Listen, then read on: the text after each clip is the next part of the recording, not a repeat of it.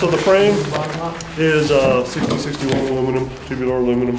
It's externalized. It's very strong. Basically, we have a patent pending on the articulation of it, which allows the frame to move like this.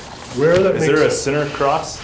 There's two of them on this platform. Right here, there's a center member, and down here there is. You can remove these if you like.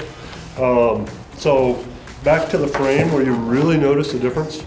If you really want to kind of feel the frame working, you stick the thing on, you tighten that belt, you tighten it here, you tighten the load lifters, you tighten your sternum strap, and you do like this, or like you're drawing a bow or something, and you'll actually feel the frame moving where you wouldn't feel another frame moving with you, right? So it's pretty cool that you can get it that tight and that supportive and that burly, still be able to have it move with you. You do have these removable center cross stays here. These are 7075 aluminum. These really prevent barreling and they prevent poking in the back. They're right there. So that's like, yeah, they just slide in and pop it in. Now, I don't really use the bottom one much. Some guys feel necessity on the bottom, but I don't. How low is the bottom one? It's just right above the lumbar area here. The belt, you can run the belt in a lower mode. You can run it in standard mode, or you can wrap this around. Some people like their belts or their packs to ride a little lower. What happens when you have this a little lower is it allows the belt to kind of separate from the pack, from the load a little bit, and the belt will stay stable, and this will be able to move a little bit more with you. I actually prefer it to be tight and pretty locked down. I think probably most of the hunter guys are going to prefer it to be high, tight, locked down. So I prefer that, but there are a lot of people that prefer it lower. A lot of times it's that they like to reach back and be able to grab stuff, and it's just personal preference. And when you fit packs on a million different people, you're going to see people. You're going to see some people wear it this low, some people wear them up high. So there's going to be It's pretty crazy. Yeah, it's going to be all over. The harness adjusts through this redirect mechanism here. So it's pretty much infinitely adjustable as well. So you can bring it all the way down to here. You can bring it up pretty high here. It's just on Velcro? No. It's webbing that redirects down. This is a 6061 aircraft aluminum piece in there. This redirects up through another 6061 aircraft aluminum piece of hardware. That's kind of one of the things. We have such light packs. People think that we make cheap packs out of lightweight. I mean, when you look at it, it's mostly aircraft aluminum and It's not plastic. Yeah, it's pretty burly material. And this isn't going to move. Yeah. Going through here and then this again, that's not. Yeah, so you can get this, and then as you extend it, you can get a longer torso height. Even here, you see that for the load lifter part, we have 6061 aluminum again, right? So there is a lot of burliness involved in this pack. It's just that we really did stuff in the most simple, direct manner that you can, and we tried to just get rid of all the fluff on the pack. When we started these packs, I don't want to get too much of a spiel, but we really broke down like what functions do we want, then what is the simplest, most direct way to get there. So, I think we've went through most of this here. This is 500 denier Cordura on here. So did you have a lumbar pad that went with that, or is that the actual? Yeah, it added on something. It is. I added it on this pack right here. Right. So you can see here, this is a floating belt. This actually, will articulate to your body, and what happens is you put it on, this will move forward, be naturally pulled forward. We have a grippy mesh here. We spent a lot of time investigating this mesh. It's not standard spacer mesh you get. It's reversed on the harness because we want more slick and less grip. So it's the same mesh though. But dual adjust belt here, so you can adjust top tension, bottom tension.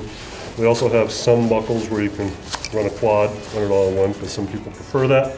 You can affix this as a forward pull, although almost everyone that has actually used it has found that they do not need the forward pull, because all they need is to just get this nailed with the right tension, and you don't have to go insane tight, You don't have to crank on it at all. Yeah, you don't have to crank it. You don't have to turn it into a corset or anything like that, right? You can run the lumbar pad here.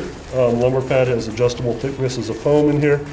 You can capture the belt like this, in this way, and if you say run this high and tight, which would be flipping this grommet over, it is going to keep it high, tight, it's not going to move at all. It doesn't really move that much on here either, but it's going to give you the lumbar pad support as well. That's going to work better for people that have a deep lumbar curve. Me personally, I'm a 20-inch torso, right? I find I can backpack all year just using this kind of setup, and it's fine. The floating belt, 24-inch frame. You know, if I'm only carrying 25, 35 pounds, it's fine. But when it gets Sounds like you. but when it gets into On a 12-day elk hunt. Yeah. Don't know how it's possible though. well, I try going really light too. I mean, there's a lot of impetus for a lot of what we build, right? But when it gets to hunting season, I can run it at 26 and I'm fine. Gives me a fine pack out like this. I've done it several times. But I prefer running it like this, and I prefer running it high and tight, and I can still get by with a 24 frame.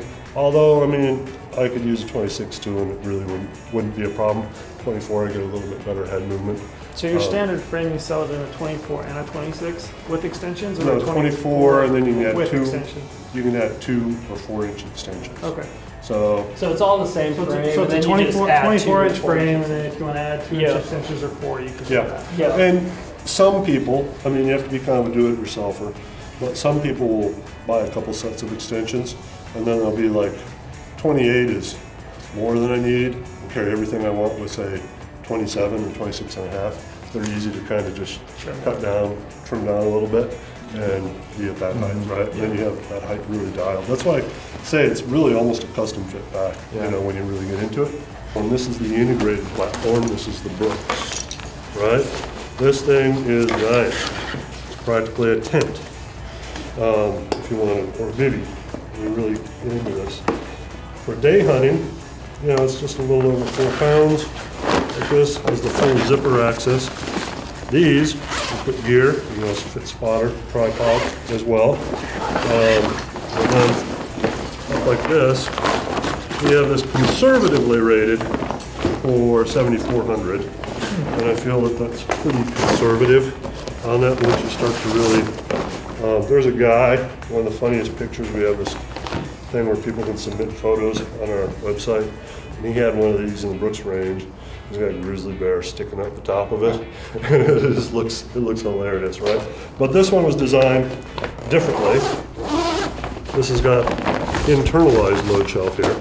This is so simple to use. I know guys like their load shelves, but man, you can go with this pack bag, you can be packing out in like 1 minute, you know, practically. You open this up, throw it in there, take it, cinch it down, start walking. Close it You know? Yeah. quick. Yeah. The downside is that these are a little more like this one. You can change out different bag styles. Your suspension stays the same. This one, to change out different bag styles, you have to take it off the frame, rehook the suspension part. You can leave the belt hooked up and slide it in. It takes a little bit longer, but you know, I use this one actually a lot. Anytime I think I may need a big pack. This one is a newer design. This is a sample prototype. This is the Lanner 5400. I think this is going to be really popular. The Peregrine's really popular on our line. The difference between this is, outside of sizing, is that we changed this pocket from being a zipper on one side, a zipper to the other, to dual zippers on the one side, so it's 2 small pockets. The mesh pocket is a little bit bigger. It still has the full zip, still has the spotting scope and tripod pockets. The other thing we did different is we integrated in a little pocket into the shroud here to operate as like a lid pocket. So you should be able to get this down day mode pretty easily, and you can function the lid here, these 2 pockets, this mesh pocket, spotting scope, tripod, bladder inside. If you're a bladder person, I'm not really a bladder person, but you guys being in the desert a lot more probably are. So you end up working pretty neat as a day pack. And then if you open it up, you can see that it's pretty good size. We did not go with as big of dimensions as like in the Brooks. The Brooks is giant. we went with something that was still kind of sleek in sizing, but we did add the volume to the shroud up here, right? So we added about 5 inches over our 4800-ish sizing to the shroud. So you end up with pretty good size up here. We also changed this cinch part here. I never really was a big fan of how it worked on the Peregrine. I think this is a lot neater setup here for that. So that is that, but this is So one main pocket here. one big mesh pocket. We can load it up if you guys have stuff to put in it. Just checking. And then one main bag here. Yep, The side axle. yep, one big main bag, Big bag. mesh pocket, 2 small detail pockets, one kind of integrated lid, And 2 you're side thinking pockets. total volume on that, 5,500? Yeah, we're calling it 54 right now. We might change it a little bit depending on what we cut it out at the end. We're pretty conservative on our volume ratings. Yeah. So, you know, a lot of people, I tell people to look at the numbers of dimensions and not what manufacturers state, because a lot of times people like to pull your leg a little bit or exaggerate. So what are you calling it again? This is the lantern. So that. Lantern, yeah.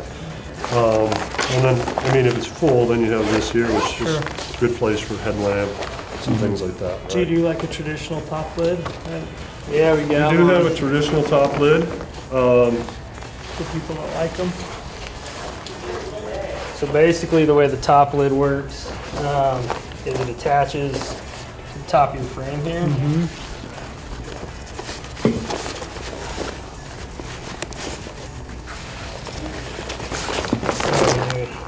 Down like this. Yeah. You'll just take 2 gatekeeper straps like we pretty much have on everything else, and yeah, you can. I put it. I actually attach mine right here, and then run it down to this first one. Kind of just depends on which bag I'm using. If I'm using the goShawk, that one that's over there, I actually run gatekeepers from here all the way to the bottom, and it kind of creates like a cross section of compression straps between the top lid and then on the bag. On these packs, the first packs I showed, they're really designed to be much more standalone packs.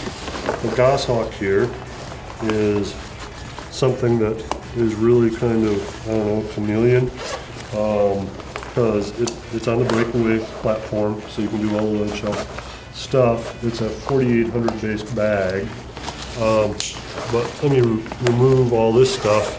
At its bare minimum, it is a really light and basic bag. You know, tall like this. You can run the strapping on the side. When I'm running it like this, I actually prefer to run the strapping across the wearer's away face. So I prefer to compress across here. And I use 3 straps instead of 6. Save some weight like this. This is how this is designed here, and then this compresses on down, super small, super tiny, gives you a decent sized bag though. However, the real thing with the goShawk, right now it's just kind of basic bag, 2 bottle pockets, big zipper, right? The real thing is that it's designed, say you take the lid and run it with the lid, at that point you have something that's pretty, I'm not trying to call out another manufacturer, but something that's pretty comparable to, say, an MR Metcalf in sizing. Put the main bag on top of it. Yeah, main bag, top lid, 2 bottle pockets. Yeah, side zip, right? You can also run full-on day pack on the rear if you want, right? This is good if you want to do a stock, or you're planning, like we're going to, approach pack. It also gives you more pocketing. It's 3 pockets on it, right? And a 4th hydration or just a mesh pocket. Bladder in there. Yeah, and it's a good pack that a lot of times I find this pretty cool, because you can use it as your day pack, and you got your headlamp and stuff, and just hikes and stuff you're doing, and backpacking, you attach it to the back and go, and throw in your sleeping bag and kind of go. You can also use lighter options like mesh talon, attaches to the back same way. This becomes floating, and you can stash loads in between there. There's a We also have this base talon Right. that we make in a blaze orange too, you know, in rifle Right. seasons. So Yeah, same swat out to blaze orange. This has a very flat profile, basically can act like a beaver tail with a pocket for the most part. So, and on the breakaway platforms, you can, if you want, you can totally ditch the bag and run this or this and a lid as well. So yeah. So the breakaway platform, and what are you calling the other one? it's just integrated. Integrated. Yeah. So not internal, but Integrated. yeah. Yeah, the integrated generally is about 8 to 10 ounces lighter. The reasons to choose integrated are less hassle, less fuss, a little lighter, a little cheaper, a little cleaner, and it is locked onto the frame, right? The reasons to choose breakaway are because you have more adaptability. You can use it to haul tree stand. You can use it to huck quarters just on its own with a talon if you want. It's mostly about that. Like all other packs that have that breakaway function, they are a little more fussy. They take a little bit of, you know, they have a little more learning curve. There's a little more scrappiness to it. So that's the reasons.